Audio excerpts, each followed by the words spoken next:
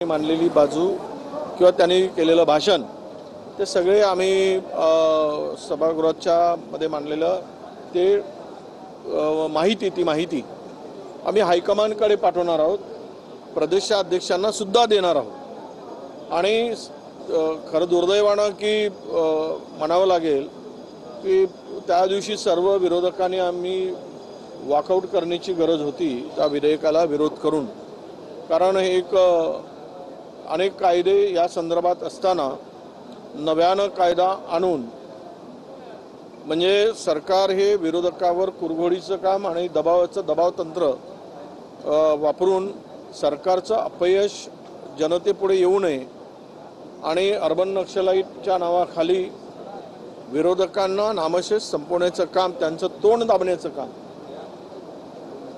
या सरकारकडून सुरू आहे। तेच त्या विधेयकाचा अर्थ होता। खरं तर यापुढे जाऊन अनेक उद्योगपतींना या विधेयकाच्या माध्यमातून जनतेचा उद्रेक हा थांबला पाहिजे।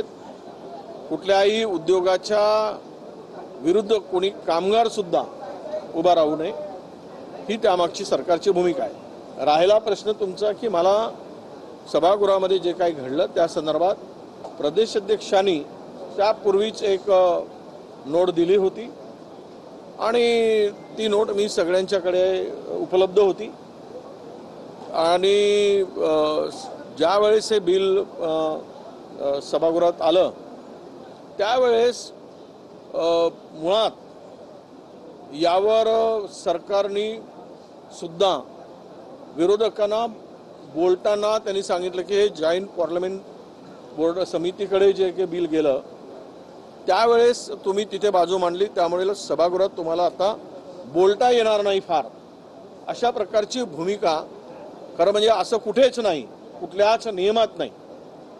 तिकडे मी सुद्धा अध्यक्षांना पत्र देऊन त्या संयुक्त समितीकडे जो प्रस्ताव पाठवला होता त्यामध्ये कुणाकुणाचे आक्षेप काय होते याची माहिती मागली तात्काळ, पण ती माहिती सुद्धा मला विधिमंडळाकडून उपलब्ध झालेली नाही अद्याप। आणि त्या बिलावरसाठीच कारण जवळपास 12,000 आक्षेप या संदर्भात आलेले होते। अनेक विरोधी पक्षातील नेत्यांनी लेखी त्या ठिकाणी आपलं मत नोंदवलं होतं, परंतु ही दादागिरी जी आहे, काय मुस्कटदाबी आहे, बहुमताच्या भरवशावर जो आवाज दाबण्याचा प्रयत्न आहे तो पूर्णतः सरकारने केलेला आहे। तुम्ही म्हणता की विरोधकांनी वॉकआउट करण्याची गरज होती, मात्र तरी देखील विरोधक एकवटताना दिसलेले नाही, म्हणजे सर्वपक्षीय विरोधक एकवटताना दिसले नाही। तुम्ही देखील मी सांगितलं मी गटनेता आहे, गटनेता नाही तर मी विधिमंडळाचा नेता सुद्धा आहे। मी त्या दिवशी नव्हतो, मला वाटलं की बिल इंट्रोड्यूस होईल आणि दुसऱ्या दिवशी त्याच्यावर चर्चा होईल। तातडीनं सरकारने त्यावर चर्चा घेतली।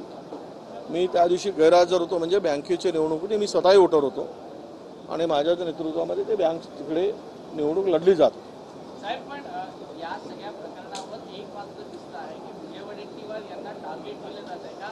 हायकमांडची नोटीस आली, ही तर बातमी काँग्रेसमधूनच आलेली आहे, यावर तुमचं काय मत? नाही, मला नोटीसच आली नाही, त्यामुळे कोण देतो ती माहिती त्यामुळे मला माहित नाही। प्रदेशाध्यक्षांनी नेमकी कुठली नोट दिली होती जी सगळ्यांकडे? नोट दिली आणि पत्रही दिल्यानंतर प्रदेशाध्यक्षांनी की सभागृहामध्ये त्या दिवशी कोण कोण काय काय बोलले याची माहिती त्यांनी मागितली आहे।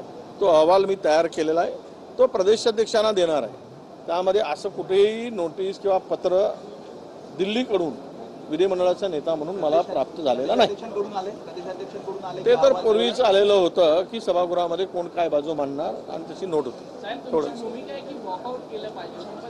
चर्चाला ज्यावेळेस सत्ताधारी विरोध करतात, चर्चा घडून आणत नाही, त्यावेळेस आपला निषेध आणि विरोध दर्शवून ते करण्याची खरंच गरज होती, पण दुर्दैवानं ते त्यावेळेस संख्याबळ नसेल, कदाचित काही काय तर मी कारण सभागृहात नव्हतो त्यामुळे अधिक भाष्य करणार